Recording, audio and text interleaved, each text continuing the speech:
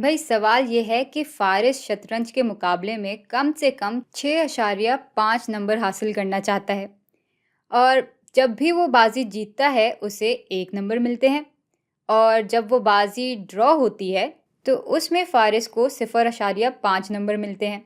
Inequality की शक्ल में दिखाएं कि फारिस को कितनी बाजियां जीतनी होंगी और ड्रॉ करनी होंगी ताकि वो 6.5 नंबर हासिल कर सके। अच्छा, यहाँ पे जीती हुई बाजी को W से दिखा रहे हैं और जो बाजी ड्रॉ हुई हैं उसको D से दिखा रहे हैं। तो भाई पहले हम इस वीडियो को रोक के ज़रा खुद से इस सवाल को हल करने की कोशिश करते हैं। अच्छा, तो भाई जीतने से फारिस को कितने नंबर मिलेंगे? भाई एक बाजी जीतने से 1 नंबर मिलता है तो हम ये कह सकते हैं कि एक ज़रब W से हमें मालूम हो जाएगा कि जीतने से फारिस को कितने नंबर मिलेंगे और ये हम लिख लेते हैं।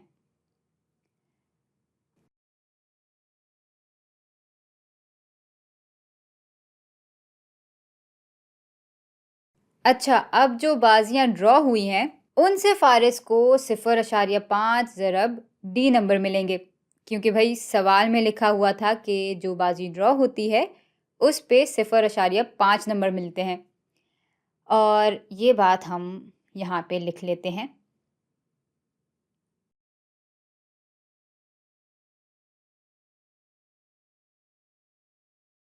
और अब इन दोनों को जब हम जमा करेंगे तो हमें फारिस के कुल नंबर मालूम हो जाएंगे जो कि उसने जीती हुई और जो बाजियां ड्रॉ हुई हैं उससे हासिल किए। अच्छा, तो अब ये जो कुल नंबर हैं वो या तो 6.5 जितने होने चाहिए या तो 6.5 से ज़्यादा भी हो सकते हैं। भाई अगर यहाँ ये लिखा होता कि फारिस को 6.5 से ज़्यादा नंबर हासिल करने हैं तब तो हम यहाँ बराबरी का निशान नहीं लगाते, लेकिन सवाल में लिखा हुआ है कि फारिस कम से कम 6.5 नंबर तो हासिल करना ही चाहता है, यानी या तो 6.5 नंबर मिल जाएं या तो उससे ज़्यादा मिल जाएं। फारिस हर हाल में खुश होगा। हाँ, बस 6.5 से कम नंबर ना हो और इसलिए हम यहाँ ज़्यादा या बराबर का निशान बनाएंगे और बस यही हमारे सवाल का जवाब है।